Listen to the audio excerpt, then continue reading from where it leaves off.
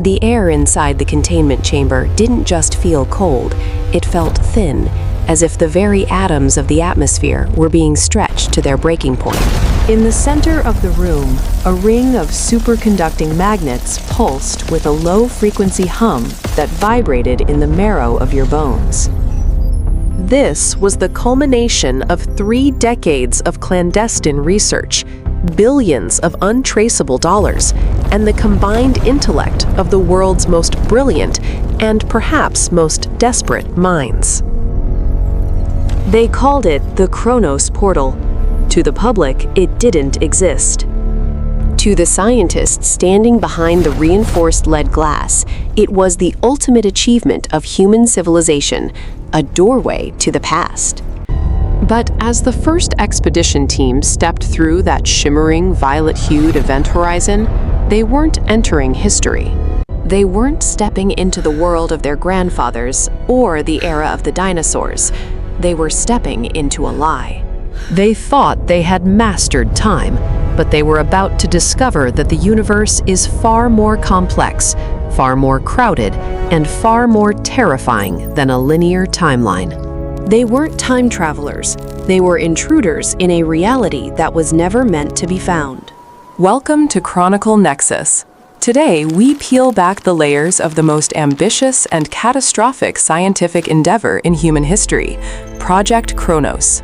We will explore the chilling documents recovered from the ruins of the Site-9 facility, the harrowing testimonies of the few who returned, and the mathematical proof that suggests the past we've been trying to reach isn't behind us at all.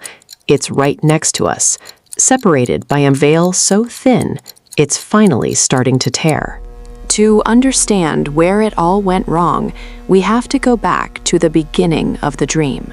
For as long as humans have been aware of the passage of time, we have been obsessed with reversing it.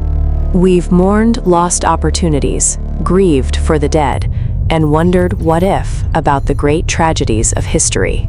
Project Kronos was born from that collective yearning.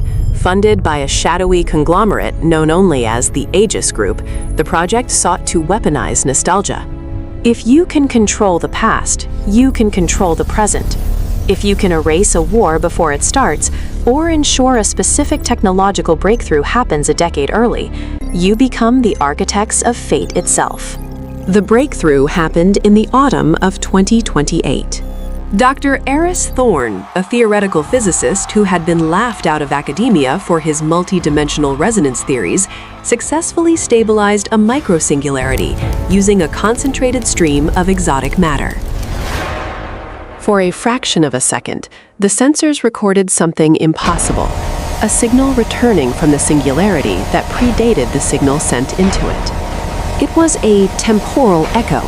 The world, or at least the small, secretive world of Project Kronos, erupted in celebration. They believed they had found the back door to yesterday. For the next 5 years, the facility at Site-9, buried deep beneath the Nevada desert, became a hive of frantic activity. They built the gantry, a massive circular structure designed to expand that micro-singularity into a gateway large enough for a human to walk through. The theory was sound, or so they thought. According to the standard temporal model used by the team, time was like a river. If you had enough energy, you could swim upstream. You could navigate to specific coordinates in the flow. They calibrated their machines to October 12, 1962, a date chosen for its relative stability and the specific astronomical alignment that supposedly made the current easier to navigate. The first mission, codenamed First Light, consisted of 3 elite operatives, Captain Elias Vance, Dr. Sarah Jenkins, and lead engineer Marcus Cole. They were equipped with reinforced suits, 48 hours of oxygen, and a temporal anchor designed to pull them back to the present once their mission, a simple observation of a suburban neighborhood, was complete. The countdown was a mere formality. When the portal roared to life, it didn't look like the swirling blue vortices of science fiction. It was a jagged, oscillating tear in reality, flickering with colors that the human eye isn't evolved to process, colors that felt like a headache behind the eyes. Without hesitation, Vance led his team into the shimmer. On the monitors in the control room, their vital signs stayed steady. The video feed, though distorted by electromagnetic interference, showed a street lined with oak trees and mid-century houses. It looked perfect. It looked like 1962. "We're through," Vance's voice crackled over the comms. "The air, it smells like rain and charcoal. Gravity is nominal. We are on the corner of Maple and 5th. It's exactly as the archives described." In the control room, Dr. Thorne let out a breath he felt he'd been holding for years. They had done it. They had conquered the 4th dimension. But as the minutes ticked by, the anomalies started. Small things at first. Dr. Jenkins reported that the leaves on the trees were the wrong shape, jagged edges where there should have been smooth curves. Marcus Cole noted that the shadows were casting in 2 different directions, despite there being only one sun in the sky. Then came the observation that chilled the entire team to the bone. Captain Vance looked up at a passing car, a 1961 Chevy Impala. It looked right until he looked at the driver. The man behind the wheel had no facial features. Not that he was wearing a mask. His skin was a smooth, unbroken surface where eyes, nose, and mouth should have been. And yet, the man waved at them as he drove by, a friendly, casual gesture that felt like a scream in a silent room. "Site 9, we have a discrepancy." Vance's voice was lower now, tight with a burgeoning panic. "The locals, they aren't human. Or they aren't our human." Brace for impact. "And the sky. Thorne, look at the sky on the feed." Thorne adjusted the contrast on the monitors. Through the static, he saw it. The sky wasn't blue. It was a deep, bruised violet. And hanging in the midday sky, where there should have been nothing but clouds, were 2 moons. One was familiar, our moon, though scarred with craters that didn't exist in our records. The other was a dark, jagged obsidian sphere that seemed to be leaking shadow into the atmosphere. This wasn't 1962. This wasn't even Earth. At least, not their Earth. The realization hit the control room like a physical blow. They hadn't traveled back in time. They had punched a hole through the floor of their own reality and landed in the basement of another. The Kronos portal wasn't a time machine. It was a bridge to the multiverse. But it was a bridge built on a fundamental misunderstanding of cosmic geography. Dr. Thorne scrambled to the consoles, his fingers flying over the keys. "Vance, get out of there. The anchor is being suppressed by a foreign gravitational constant. We're losing the lock." "We can't." Jenkins' voice came through, high-pitched and terrified. "The portal, it's changing. It's not a door anymore. It's a..." The audio cut into a burst of white noise. On the video feed, the suburban street began to peel away like wet wallpaper. Beneath the 1962 facade lay something organic, something vast and pulsing with a sickly bioluminescence. The trees weren't wood, they were calcified tendons. The houses weren't brick, they were husks of some titanic, ancient organism. The team at Site 9 watched in horror as the temporal mirage dissolved. Their explorers weren't in the past, they were in a shadow realm, a divergent reality where evolution had taken a dark, alien turn. This was a world where the laws of physics were slightly askew, where the dominant life forms weren't mammals, but something far older and far less hospitable. In that moment, Project Kronos ceased to be a mission of discovery and became a desperate struggle for containment. But how do you contain a doorway to an infinite number of worlds? How do you close a wound in reality when you don't even understand the anatomy of the universe you've injured? As we dive deeper power into the regulators are recovered offline. logs of Chronicle Nexus, we see that the first light trying to incident reroute, was it's not only the responding. beginning. The portal didn't just let us look into other worlds, it let those other worlds look back at us. And something in the dark, something that had been waiting for a way out, had just seen the light of our universe for the first time. The scientists thought they were moving through time, but they were actually ringing a dinner bell for entities that exist in the spaces between seconds. The question wasn't just where or when the team had gone. The question was, what was now following them back? Stay with us as we uncover the terrifying truth of the multiverse breach and the secret war fought in the shadows of Site-9. To keep our reality from being overwritten by a nightmare we accidentally invited in. This is only the start of the Kronos legacy, and the deeper we go, the more you'll realize that the history you know might just be a fragile shield against the chaos we've unleashed. The immediate aftermath of the Kronos 1 return was not met with cheers or champagne, but with a chilling, clinical silence that hung over the observation deck of Site-9 like a shroud. When the aperture of the Kronos portal finally stabilized, emitting a low-frequency hum that vibrated in the marrow of the technician's bones, the three-man recon team stepped through. To the naked eye, they were the same men who had departed 3 hours earlier, but to the sensors, the high-precision reality calibration arrays, everything was wrong. The lead scientist, Dr. Eris Thorne, was the first to notice the divergence metric. In our universe, the fundamental constants of physics, the strength of gravity, the charge of an electron, the speed of light, are fixed. But as Captain Elias Vance and his team stepped onto the decontamination pad, the sensors registered a 0.0004% variance in their atomic weight. It was a statistical impossibility. They weren't just returning from another time, they were vibrating at a frequency that didn't belong to our local reality. This was the first hint that Project Kronos had failed its primary objective of time travel and had instead punctured a hole into the blind space, the chaotic froth that exists between parallel membranes of the multiverse.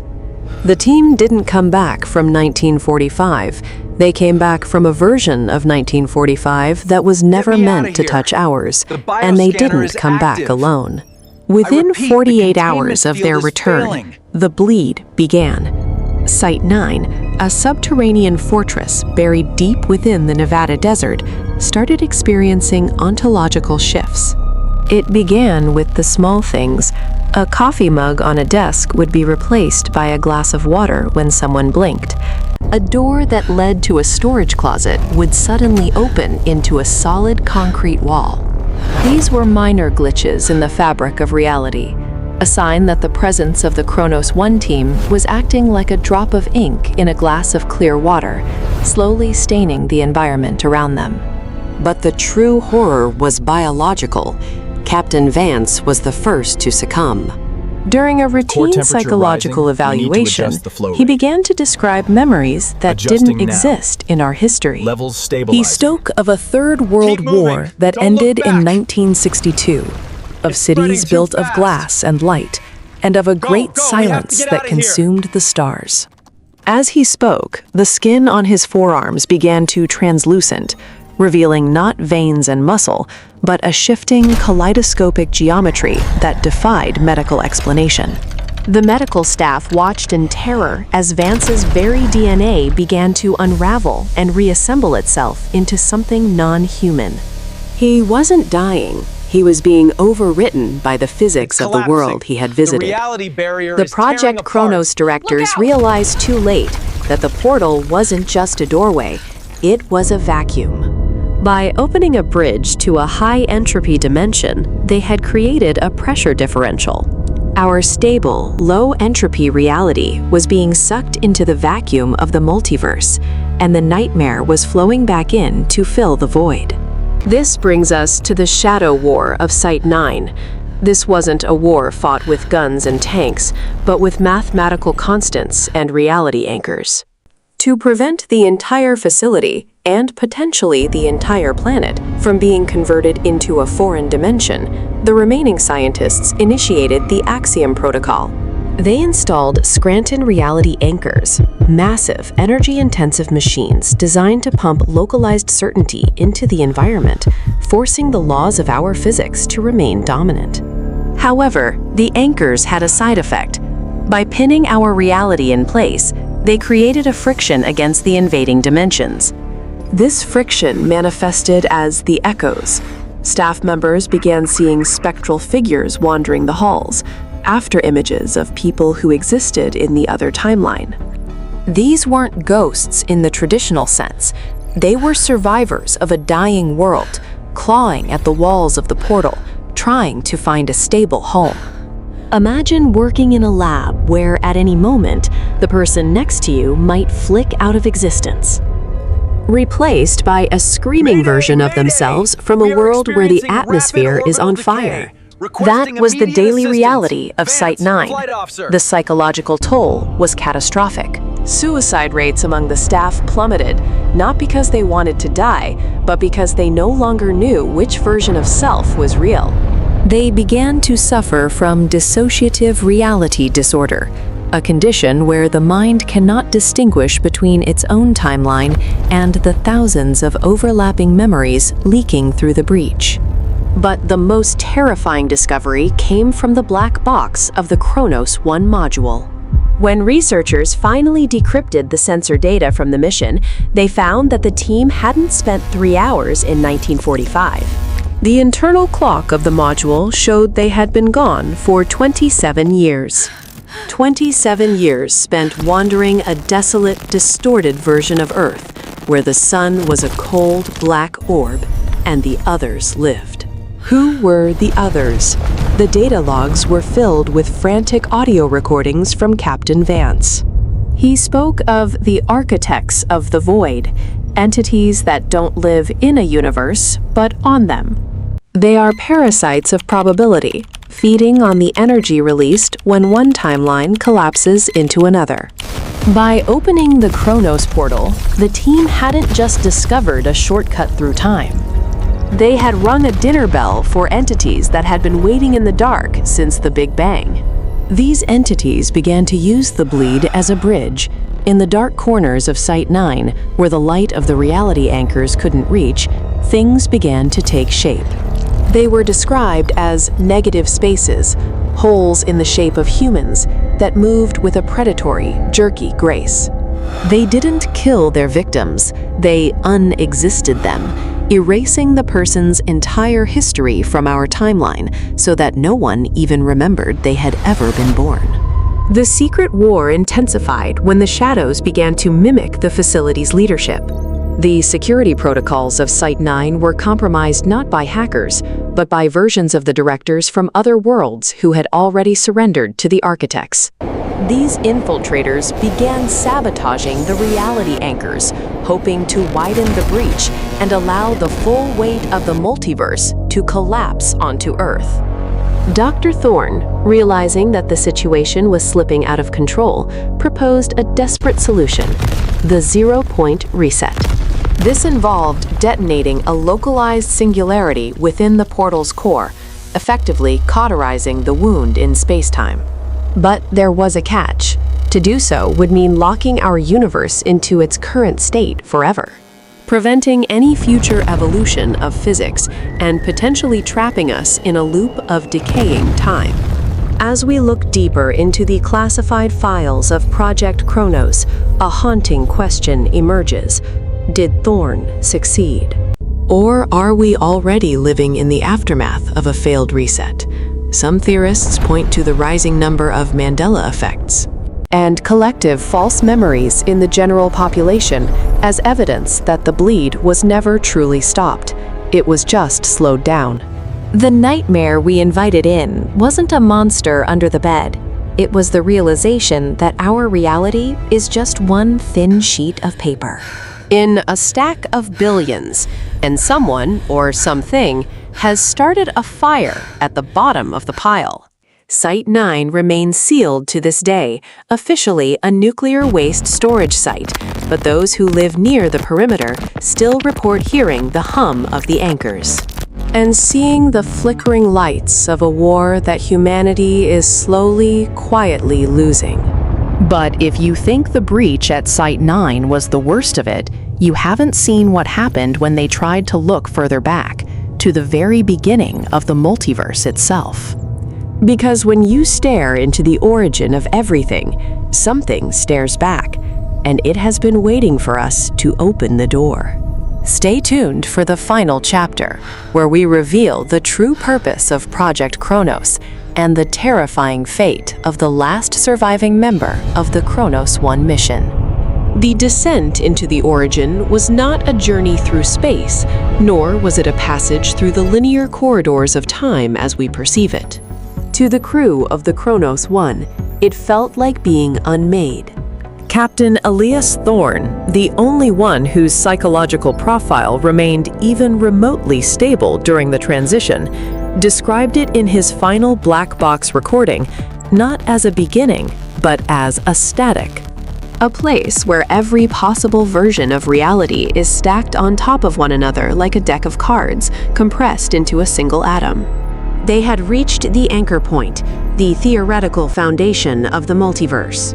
But as the visual sensors of the Kronos 1 flickered to life, they didn't see the birth of stars or the primordial fire of the Big Bang. They saw a grid, an infinite crystalline structure of impossible geometry that stretched in every direction, humming with a frequency that vibrated the very marrow of their bones.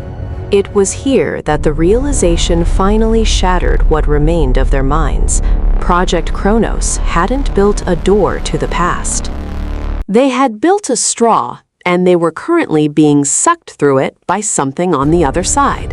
The true purpose of Project Kronos was never told to the scientists at Site 9. They thought they were pioneers, explorers seeking to solve the energy crisis or master the flow of time. But the classified mandates, buried under layers of black budget encryption, revealed a much darker agenda.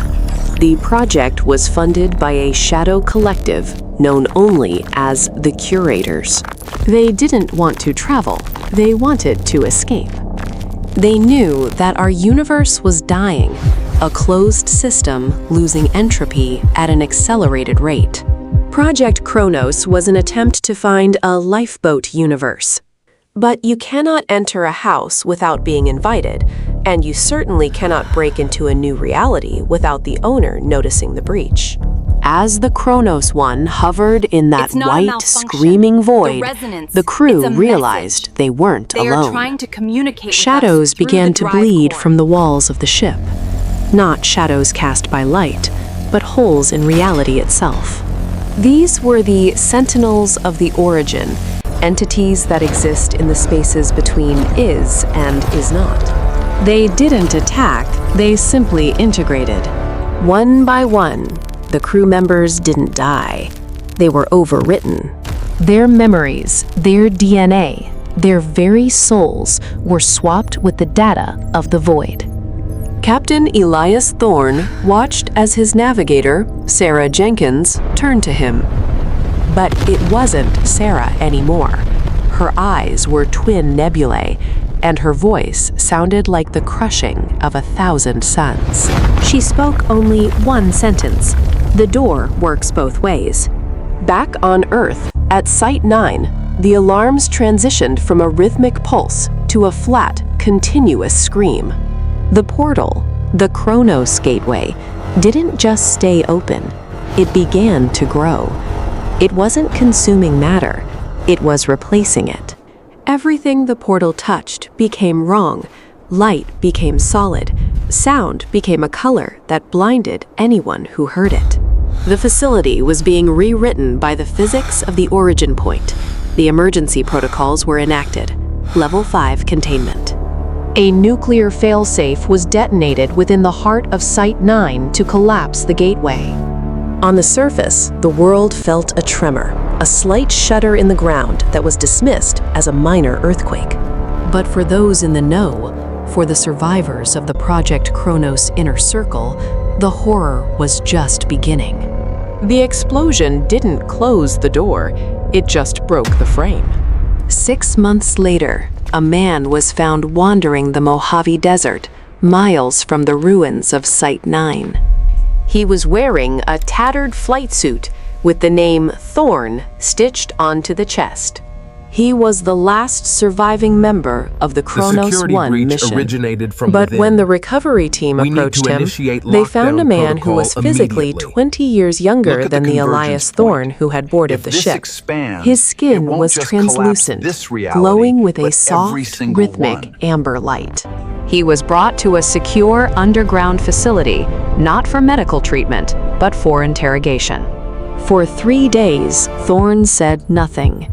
He simply stared at the corner of the room, his eyes never blinking. On the 4th day, he finally spoke. His debriefing is still the most highly classified document in the history of the United States government. Thorn explained that he hadn't returned home. He explained that when the Sentinels took his crew, they showed him the blueprint of the multiverse. Our world, our entire history, was nothing more than a simulation of a memory held by a dying god at the center of the origin. Project Kronos hadn't breached a new world. It had alerted the architect that the simulation had become self-aware. "We are a cancer that tried to look at the brain," Thorn whispered in the recording, "and the brain is now moving to excise the tumor." The fate of Elias Thorn is unknown. Some say he vanished from his cell in a flash of white light. Others believe he is still being kept in a state of perpetual stasis, his body used as a biological battery to keep the remaining leaks in our reality plugged. But the most terrifying theory is the one supported by the final seconds of his interrogation tape. In the video, Thorn looks directly into the camera. His face begins to shift, his features blurring like a low-resolution image struggling to render. He smiles, a wide, unnatural grin that stretches too far across his cheeks. "The Elias you knew stayed in the void," he says, his voice overlapping with thousands of other voices. "I am just the placeholder. We are all placeholders now. Project Kronos is officially disbanded. The ruins of Site 9 are encased in a tomb of lead and concrete, designated as a permanent exclusion zone." But across the globe, reports of glitches are increasing. People seeing their own doppelgangers in the street.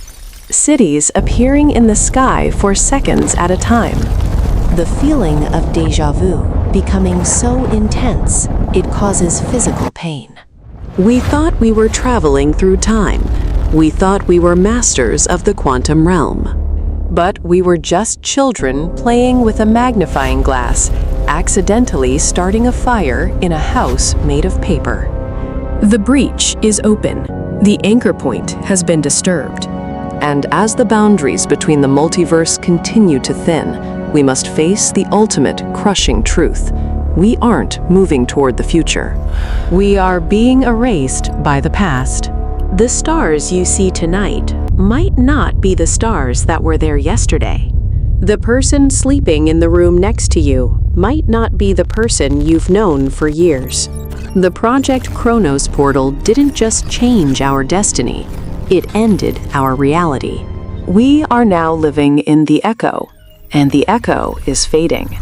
Thank you for joining us on this deep dive into the harrowing files of the Kronos incident. This story serves as a chilling reminder that some doors are locked for a reason, and the cost of curiosity can sometimes be the very fabric of existence itself. If you enjoyed this journey into the dark side of science fiction and the mysteries of the multiverse, make sure to hit that like button and share your theories in the comments below. Was Elias Thorn a hero, or was he the harbinger of our destruction? For more deep space mysteries, classified government secrets, and mind-bending sci-fi lore. Be sure to subscribe to Chronicle Nexus. We explore the stories that history tried to bury and the futures we aren't supposed to see. Turn on the notification bell so you never miss a chapter of the unknown. This is Chronicle Nexus signing off. Keep your eyes on the stars, but watch your shadow. It might just belong to someone else. See you in the next reality.